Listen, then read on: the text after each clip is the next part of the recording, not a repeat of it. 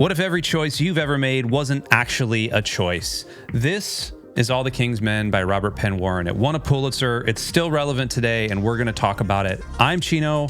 That's Templar. Welcome to the Roundtable.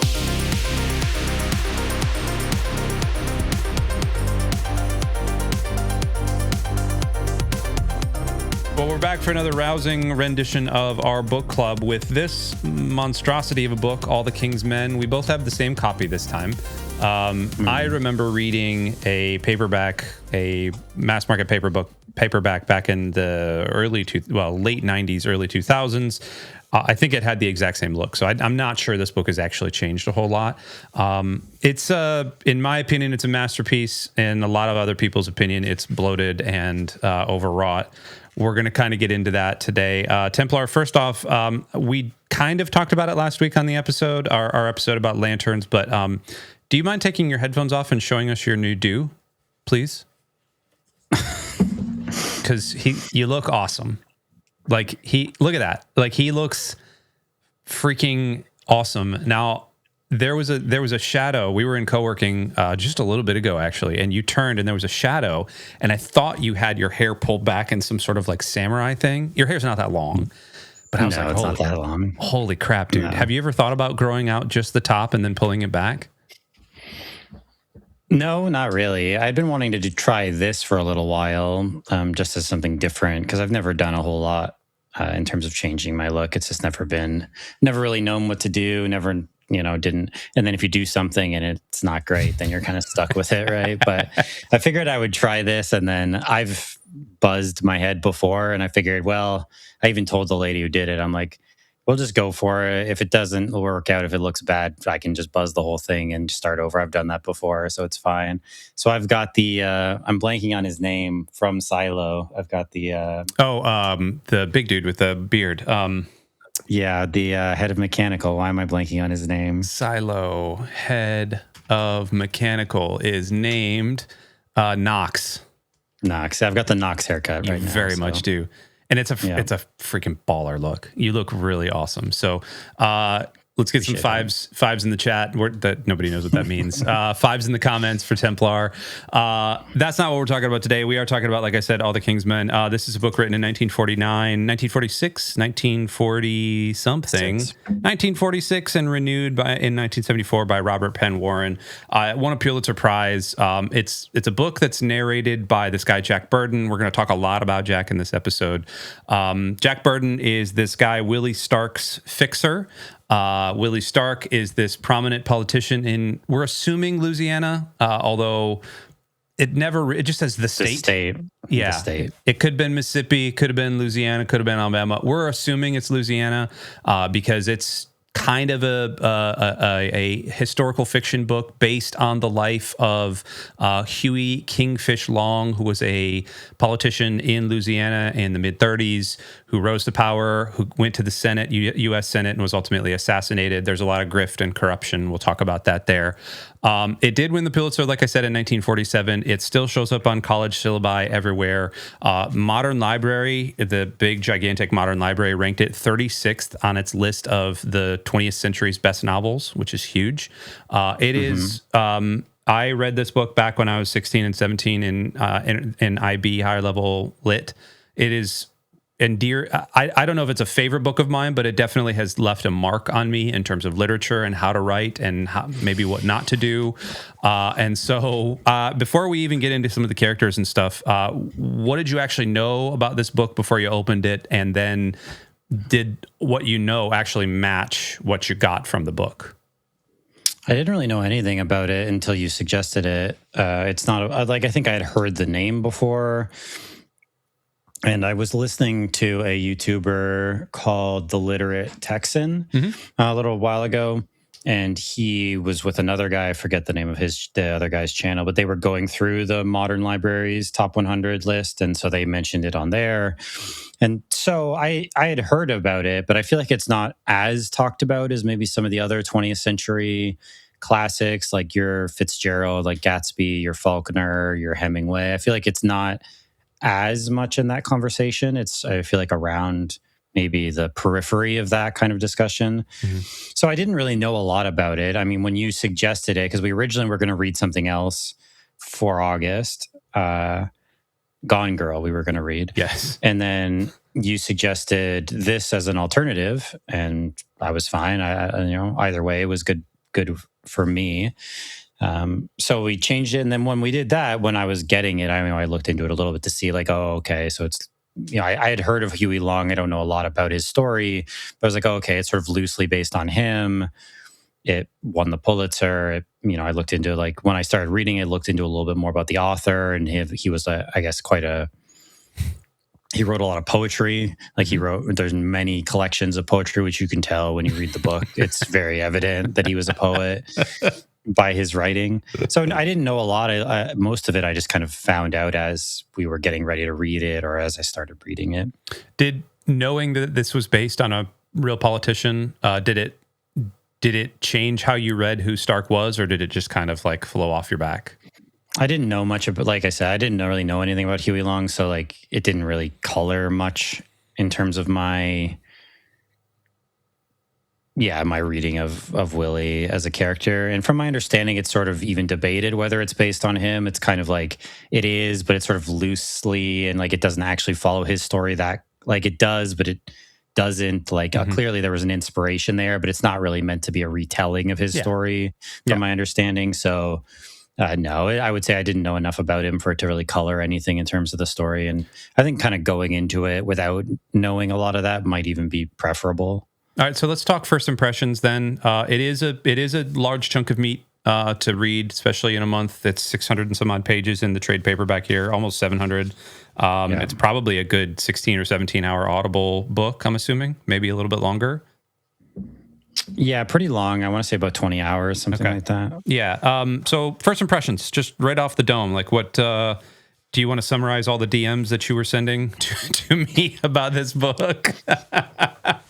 In a word, it's verbose, right? Like, it's this book is verbose, and I just mentioned it, but the author was a poet, and you can tell from reading the book. Oh, yes. He loves a good simile. He loves a metaphor. And not only does he love those things, he loves never-ending metaphors and never-ending like sentences, really, even. So there's a lot. The sentences go on a long time. I would say, in terms of people considering whether they want to read this book or not, Kindle will let you get a sample. Audible will let you get a sample. Just read the sample, because that will, like, a couple pages will tell you whether you're going to be into the writing of this book or not. Not whether you're going to be into the story of the book, but just the writing style. Because it's very verbose. The sentences tend to be quite long. They run on. They have a lot of similes and metaphors, and the metaphors will run sometimes multiple layers deep. It's like in the inception of metaphors here. Like, we're like 5 layers down in a dream of metaphors that continues far beyond whatever you think. Whenever you thought the metaphor should end, it goes on much, much farther than that. So it's very written. There's a lot of it's very written. I don't know how to describe it, because I don't necessarily want to say it's overwritten. For me, it's overwritten, but I understand that people will love this style. I don't. Just like Cards on the Table, this is not a style that I like. But I understand many people will read this and absolutely fall in love with the writing of it. And so it's just a lot. Whatever it is, there's a lot of it. So that would be my short version of it. Okay. For me, and I have a history, like I said, with this book. We spent a good semester on this book in lit when I was 16 and 17. It was one of those books that left an indelible mark on me, mainly because my teacher / professor at the time was extremely, he loved this book. And to the point of we spent a lot of time on character development. We spent a lot of time in each chapter. I think we probably spent a good 3 weeks in each chapter. breaking down, and that's every day coming in. And so there was a lot of like mulling over what the Great Twitch is, and mulling over the sea metaphor and the going out west and then coming back east. Like there's a lot of beauty to it, but just at first blush when you're reading it, I can definitely see where somebody coming into it is just like, why? Like you could have done this in half of the time. Like most of this could have been done in half of the time. And like the story itself, if I'm being honest, like the story of it, and we'll get to the beats in a minute, but like the overall story is fine. Like there's some compelling storytelling happening here. There's a mystery about a dad. There's a mystery about this like spine fracture paralyzation thing. There's some corruption stuff happening. There's like 4 or 5 layers of stuff happening here. There's some pretty benign characters like Ann Stanton, who had a big hand to it, but you never saw the hand being played. There's some non-benign characters like Sugar Boy, who only show up like 2 or 3 times, but it ultimately ends up like shooting Adam Stanton in the chest. Stuff like that. Like there's a lot there. But you're right. It is written and it is written. One of the things I was struggling with, I didn't listen to any of this in audiobook format. And I probably should have, because one of the things I was struggling with is it's not the type of book that you can pick up and read while a video is waiting to buffer or render. You can't. No. There's just too much. Like I had to devote like 15 or 20 minutes at a time just to get through a section and then put it down. And so there is that. I want to talk briefly about Willie. Willie is the main character, one of the main characters. He rises from this poor farm boy. He becomes the governor of the state, and a populous governor. His story is kind of interesting. He was this yokel that was used to like be the downfall of the current incumbent governor at the time. But he ends up like getting drunk and seeing through the whole thing and yada yada yada. Anyway, he rises almost entirely through blackmail and coercion. His core argument throughout the entire book is that good things sometimes have to come out of bad things. And there's really no other way to get anything else done, especially in modern times or his modern times. And that's kind of the load-bearing philosophy of the entire book. He does get real things built. Like he does actually do things for the state. He's not just like taking money for himself. He builds hospitals, he builds roads, he builds infrastructure. He helps like the poor communities. He does do things, but there's like obviously there's this stink of corruption around it. To you, is Willie this monster who was corrupted? Or is he kind of the proof that the cause was kind of rotten from the start anyway, and he's just the next in line here? Like where does Willie fall on your monster spectrum? I don't think the book presents him as a monster. I think the book presents him as just kind of another in a line of people that are just a part of a system, like that it's kind of inevitable. I mean, Willie's point, I think, at least at one point when he's trying to get information on Judge Irwin, is that everyone has something. I forget what the exact line is, but he's basically, Jack tells him like, well, what if there's nothing? He's like, there's always something. That no matter how squeaky clean someone looks, there's always something. And I don't know what he does. Like, I don't know if the book really tells us what he does. Willie presents it that he's done good things for the state, and Jack maybe occasionally will defend him. But I think the book presents a number of opinions on him of whether he's actually helped the state or not. So like whether he actually has helped or not, I'm not sure if we really know. Certainly he thinks he has.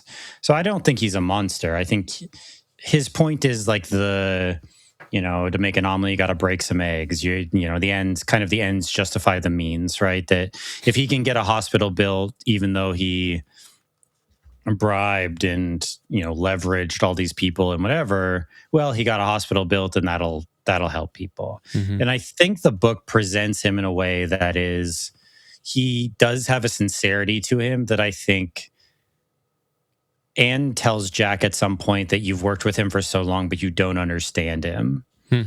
And I think that's what that's getting at, that Jack who is very cynical and just kind of accepts it as like everything is kind of corrupt, everything kind of sucks, it's all bad.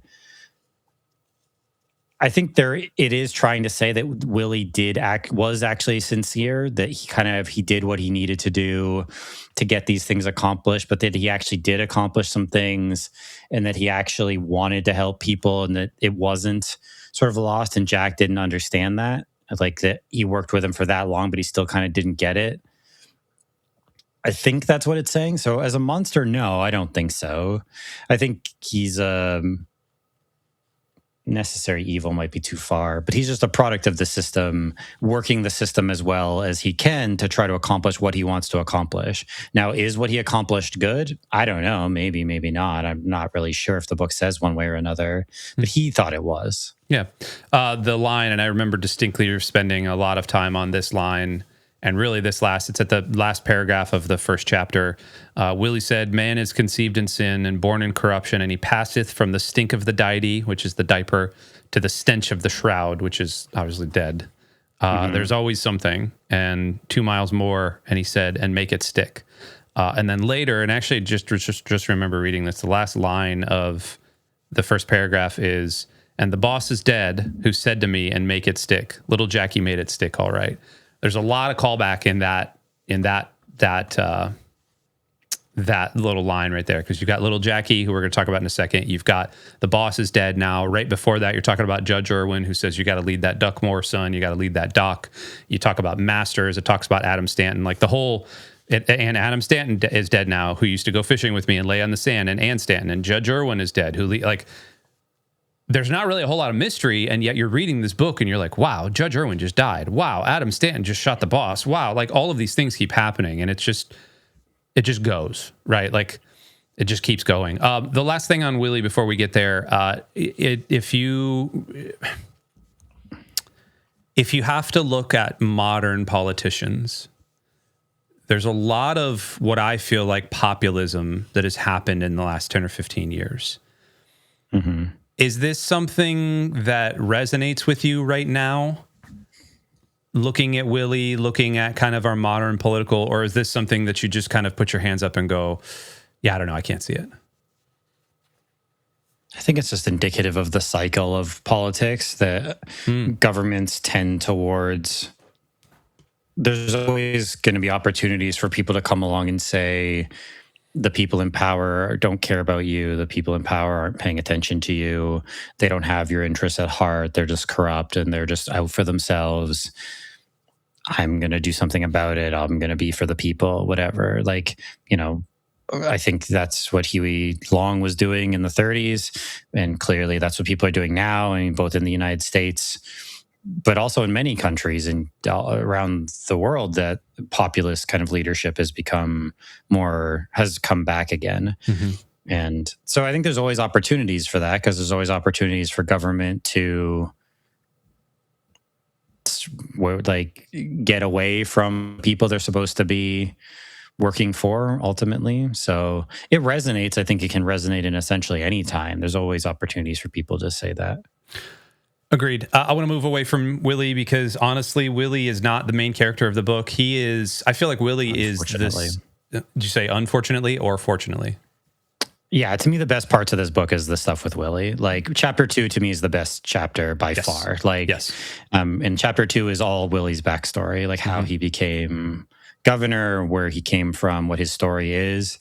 Like, to me, the best scenes in this book are the stuff with Jack and Willie and the stuff about Willie. And the other stuff is fine, but not as interesting to me, not as engaging to me. So Jack and Willie is interesting. We're going to talk about Jack here. And I want to shift the conversation a little bit to Jack, because at the very beginning of this episode, I said, what if every choice you've ever made wasn't actually a choice? This is the way that Jack Burton looks at life, that nothing is actually a choice. Everything is just kind of this sort of electrical impulse that just happens, and life just kind of happens to you. And that's very apathetic. And I personally think Jack Burton needs to suck it up. I personally think that he's a little bit too morose. He's a little bit too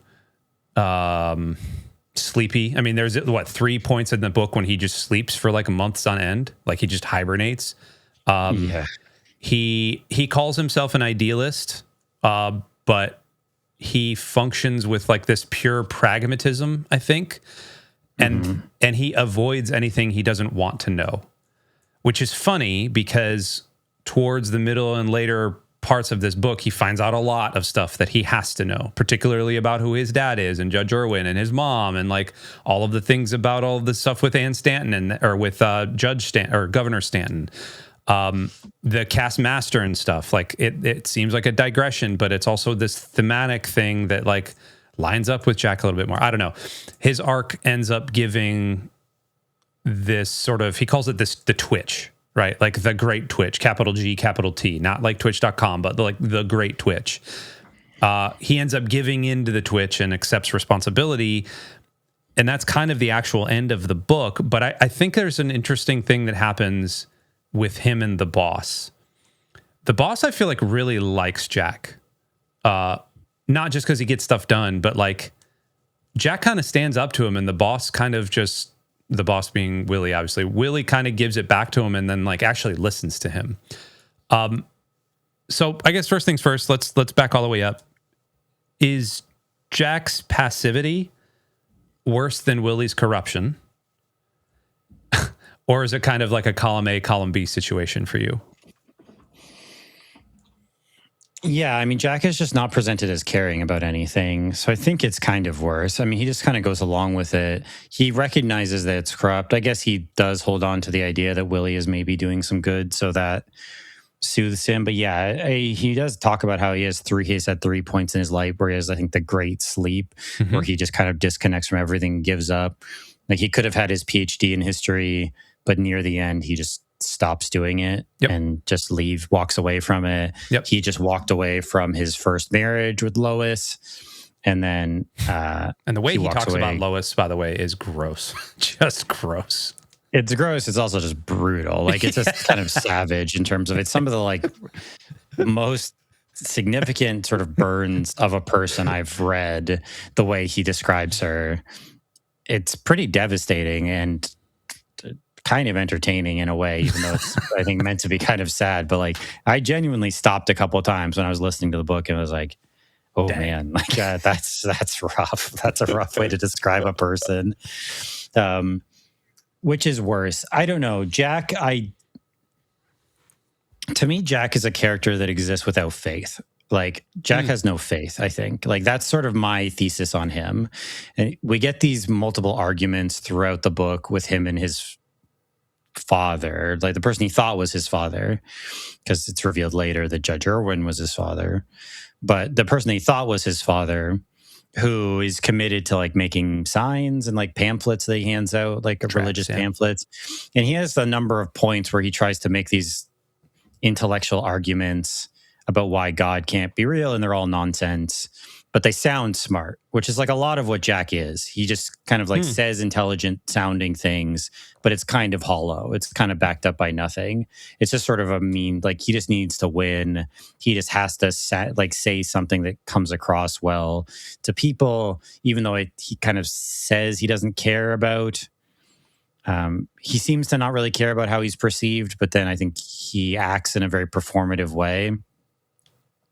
And to me, he's a character that exists without faith because he doesn't really believe in anything. He doesn't believe in himself. He doesn't believe, he maybe has some belief in Willie at times, but even then, I think he views Willie as just another kind of piece.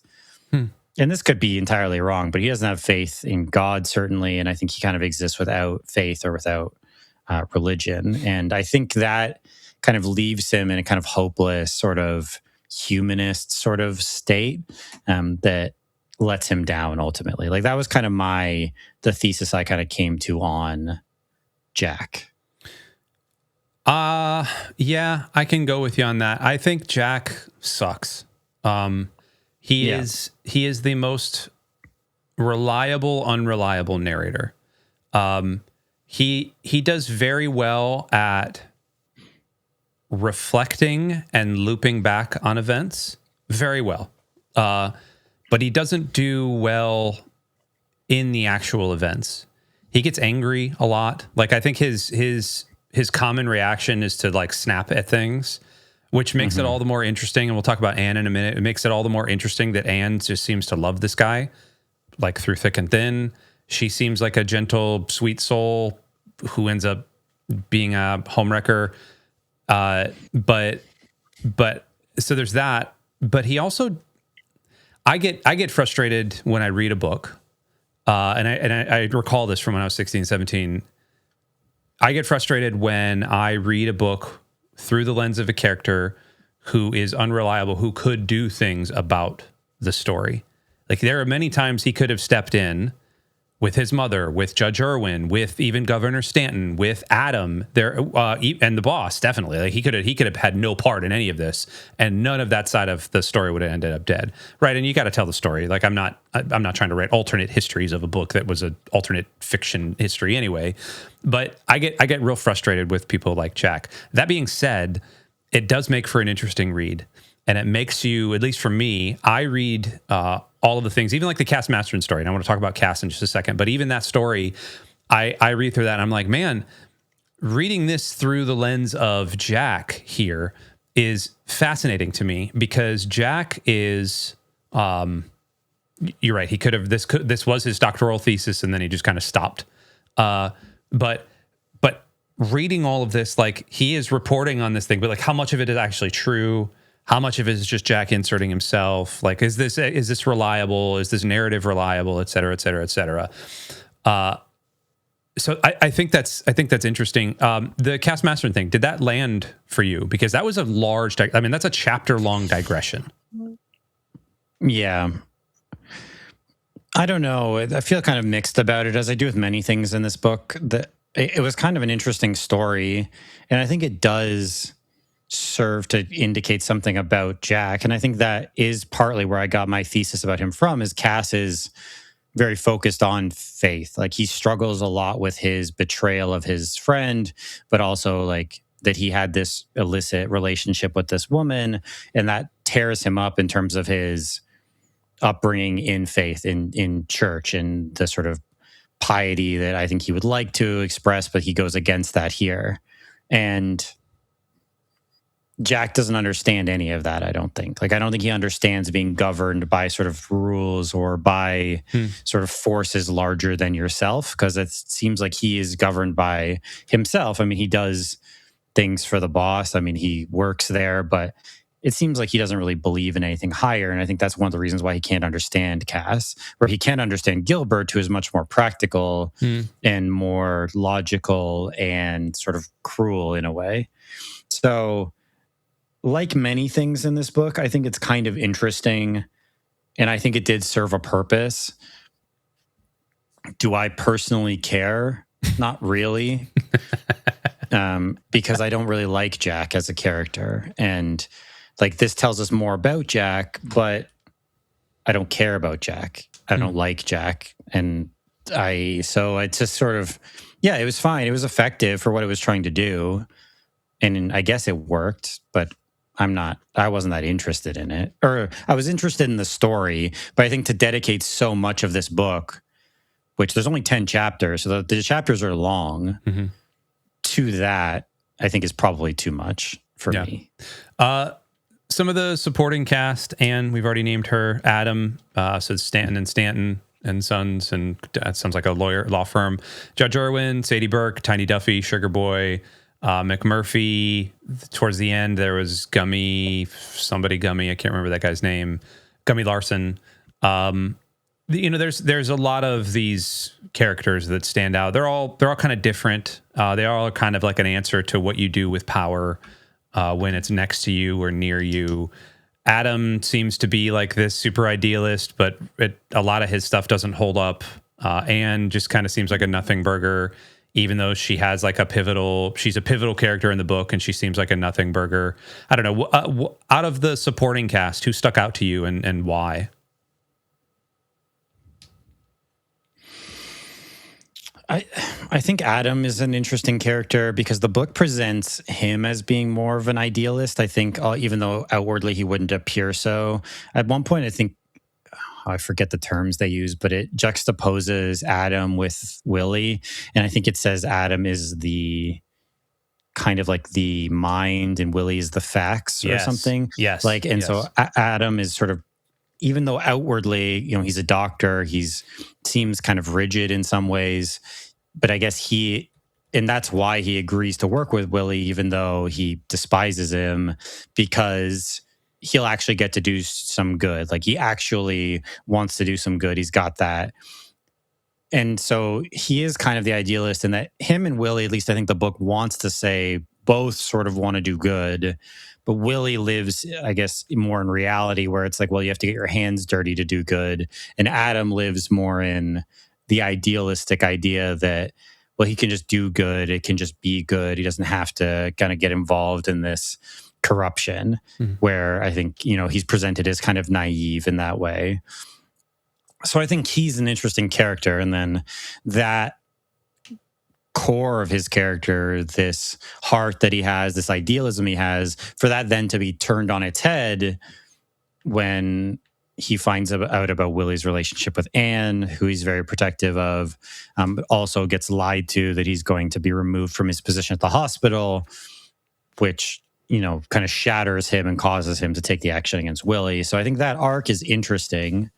I wasn't expecting it to go there, certainly. So he's probably the most compelling side character to me. Anne, I don't know what I'm supposed to think about Anne. We were joking about it before we recorded, but it seems like 90% of her dialogue is just saying, like, oh, Jack, oh, Adam. Jackie Bird. Like just repeating the same things and being kind of like, but she also seems to be doing good. But like, I don't know what I'm supposed to think about Anne. So she didn't really connect with me that much. So I think Adam is a pretty interesting character. The other ones, I think, don't get enough time. Like Tiny Duffy, the book is trying to make a point there about the nature of cowardice, I think, and like people who will just kind of go along and be abused. The book spends a lot of time, as it does, spends a lot of time on everything. Going over what people will be willing to put up with, but then, eventually they'll go against it, because he's the one who kind of turns on Willie at the end. The only other would be maybe Sadie, who I know you had mentioned that. So who did you find most interesting? I think Sadie is interesting. So Sadie gets caught up in the cult of personality, the cult of Willie personality. There's strong intimations that he was or she was his first real affair, and if not affair, then the mistress that he kept coming back to instead of Lucy. He kept coming back to her. That's one of the funniest back and forths in the book, is her coming to complain to Jack about being two-timed. And he's like, he can't two-time you. He can maybe four-time you or one-time you. Because the joke being that Willie's already cheating on his wife with you. So like, if he's not being faithful to you, it's like, well, he can't two-time you. He's two-timing his wife. Like, right. He's either single-timing or four-timing, but he's not two-timing you. Like, which is dark, but that's one of the funniest back and forths in the book for me. Sorry, and then it flashes to like Willie. He's got his head down and he's got his hand behind it, or his hands clasped in front of him or whatever, and it says his hair is kind of over his eye, and then he'll look at her and he'll just laugh and, "I'm sorry, darling." Like that's very funny. That's a very funny characterization. So I don't know Sadie, but Sadie also at the end you find out that she's just like, I'm just tired. And she's not like crazy or anything. She's just like, I'm tired. Like, I'm tired of all the crap. And like, I think there's a real character change with her. And I didn't expect that, which I think is, that shows how well Warren can do with a female character. Because I think one of the, and I'm reading 1946 in America into this. And so I have no clue. I was born in 1983. But what I know of the era, women obviously were less empowered than they are today. And there is a lot of authors from this time period that did not know how to write a female character. And I even think in this, Lucy wasn't well written. She was kind of the quiet house marm, she just shucked around iced tea and pound cake. Most of the, Jack's mom, she was written like a trollop. And Anne, whatever, she's a dish rag. Sadie is this like kind of stronger female character that is very compelling towards the end. In the middle of it, she's just kind of like she's the foil to the narrative that's happening. which I think is interesting. So I found her fascinating. The other one I did find fascinating was Tom. And the only reason I found Tom interesting is because he got what was coming to him. And I've never rooted for a young man to get paralyzed as much as Tom Stark. Running around, impregnating a girl, like doing the whole jock thing.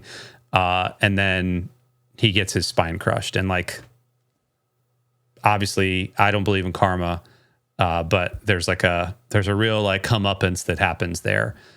And that's honestly like that hit is the downfall of the entire book. Like when he goes down in that heap, everything goes south right there. That ultimately leads to Willie getting shot.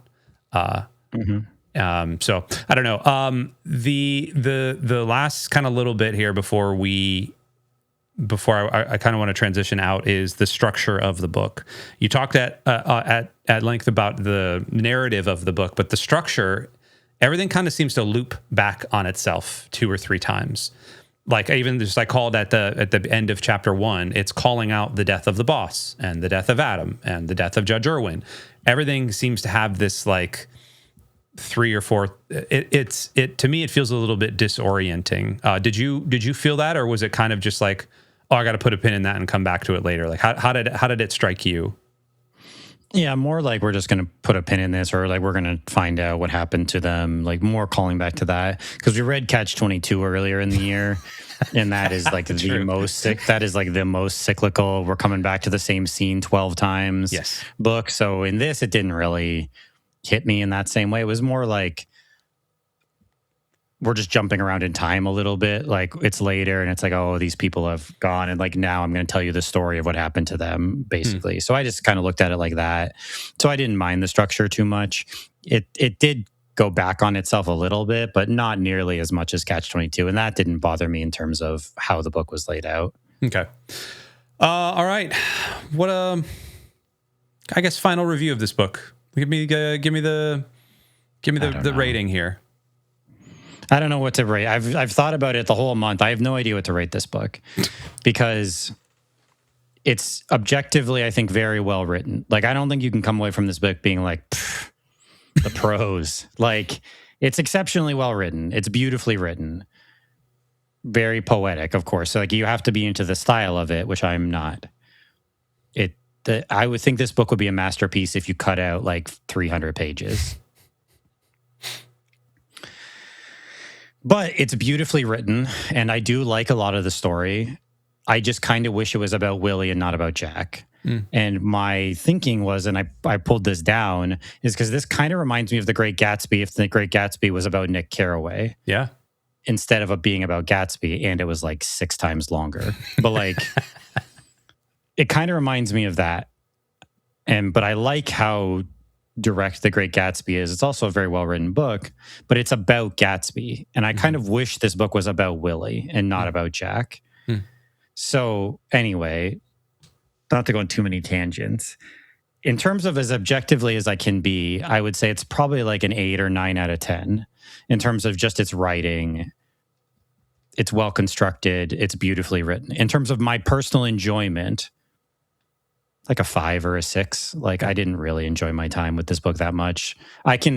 This book is like Shakespeare. And I mean that like, I don't know how I could mean that in a negative way, but I mean that in a very positive way of, I respect this book more than I like it. Like, I respect Shakespeare more than I like reading it. I can see what it's doing, a lot of what it's doing.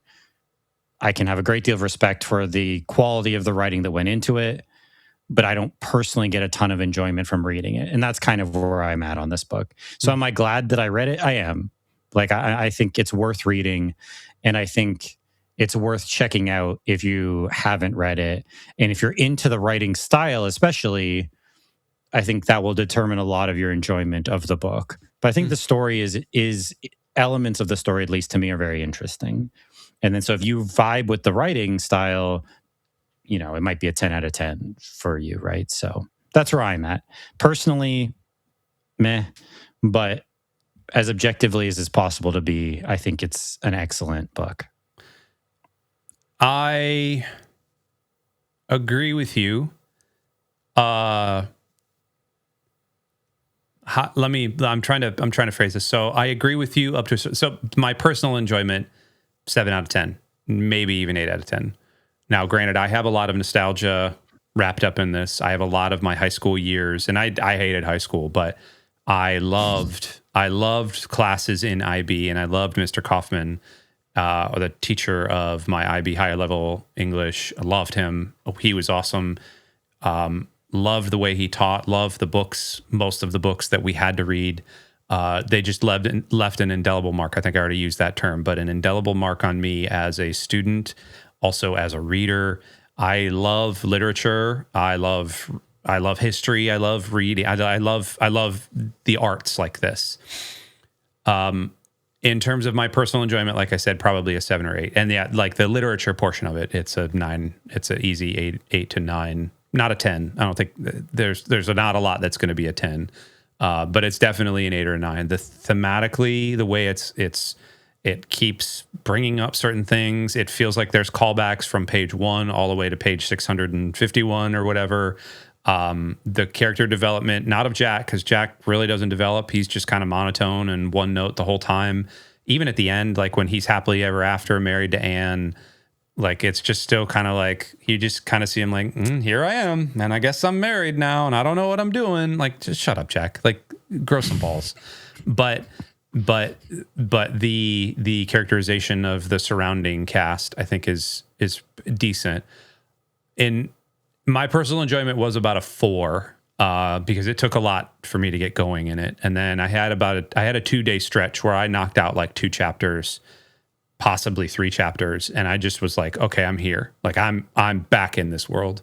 I would say for those, I never even really thought about the idea of getting the Kindle sample. For those that are out there, that is a brilliant suggestion, Temp, because listening to it or reading it, even just getting the first 10 pages, like the first 10 pages of this book, 5 of them are about this black road that you're going down on Highway 58, and the country breaks, and then there's Sugar Boy who's calling people bastards, and then there's Lucy, and then a smelly dog. It's funny, it's charming, it is also overwrought and overbearing at the same time. So I don't know. I think that's a great call. If you had to recommend this to anybody, that, like, what would you say to recommend it to people? Let's put it that way. What would I say to recommend it? I would say that if you appreciate poetic writing, if you like similes, a lot of similes and metaphors in your writing, and you don't mind kind of reading things slowly, because I think this book is not good for trying to read quickly. No. This is not a plot-driven book that you just like pick up and you can't put it down. Now, someone might feel that way about it, but it's not for those reasons. Not because the plot's moving and you just can't wait to see what happens. It's if you can kind of sit in the metaphors, like sit in sort of the picture that is being painted, because I mean that's the goal of all the similes and metaphors and the never-ending sentences, is it's painting a very detailed picture for you as a reader, more detailed than I need or even want, honestly. But if you can sit in that and you don't mind reading slowly and kind of working your way through it, and you like that type of writing, that's how I would sell it. Like if you can appreciate that. And then of course, I mean, if you're interested in politics or like in sort of political discussions around the nature of, or not even political discussions, but discussions around the nature of man and how people interact and what do people do with power. And like the book has things to say about that. So it'd be probably one of those 2 avenues, like some of the thematic ideas that it deals with. And if you are good with kind of slowly going through things and sort of sitting in the writing and in the literature, and like you want that picture to be painted for you, then I think they would love it. That's how I would sell it. Awesome. Well, there you have it. Anything else to say about this book before we put it back on our bookshelves and not touch it for another 20 years? No, I think we're good on that. Next month, we're reading Hitchhiker's Guide to the Galaxy. We're taking a real left turn to something entirely different. A very short, satirical book about the sci-fi book about bureaucracy and all sorts of things, commenting on all sorts of stuff. So I've read it. It's been a long time though, and I'm looking forward to going back into it. So, join the Discord if you haven't. Discord.gg/Lux Digital Church, where we do the book club every month. So Hitchhiker's Guide to the Galaxy next month. Very different tone, different vibe. Should be fun. I just ordered this, and it was on sale for $11, and it's the Ultimate, which has the five books. Yeah, I have that too. Okay. Yeah, I just ordered this one, so it'll be here tomorrow. I'm pretty stoked about that. It's huge. It's like 800 and something pages. And I think I'm okay with that. Yeah. It has a different cover, but I think this is the same thing. Yeah. A trilogy in 5 parts. Yeah. We're going to do that, and then we're going to watch a movie together, and we're going to laugh. And then, have you ever seen the movie? I have, and I honestly don't mind the movie. I know people didn't really like it. Yeah. I think the movie's fine. Like, it is a case where it's not as good as the book, but I thought the movie was okay. Okay. Well, stay tuned for that. Also, stay tuned for more hijinks. I do know we probably need to do a tier list at some point. I know we got a bracket coming up at the end of September that we're going to be looking towards. It's going to be a fun month. School's back in session. Templar's back teaching. My kids are back. Everybody's back. The summer of fun has ended. We're now into the fall of despair. No, it's not despair. What would we call it? The fall of longing? I don't know. Summer of fun, fall of festivals. There we go. I'm a pastor. Dragons of autumn. Something. Twilight. Autumn Twilight. What is that book? What is the book called? Shadow Dragonlance. Yeah, exactly. Go ahead.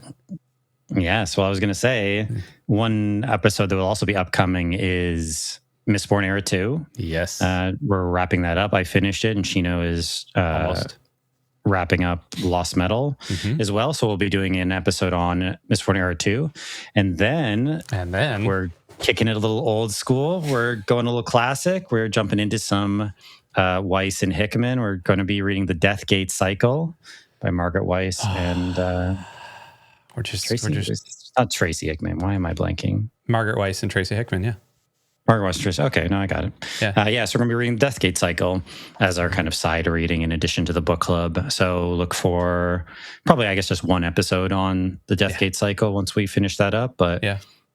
So Mistborn Era 2. Do you want to do the whole cycle, all 7? I mean, if we're going to read it, then we're going to read it, right? They're not that long. No, they're not. We read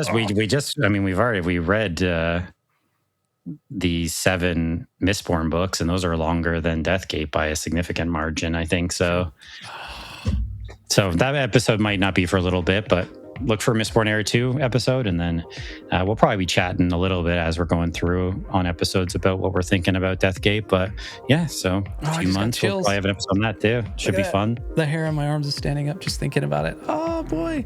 All right. With that, we got to go. We love you. Thanks so much for watching. We'll see you next time.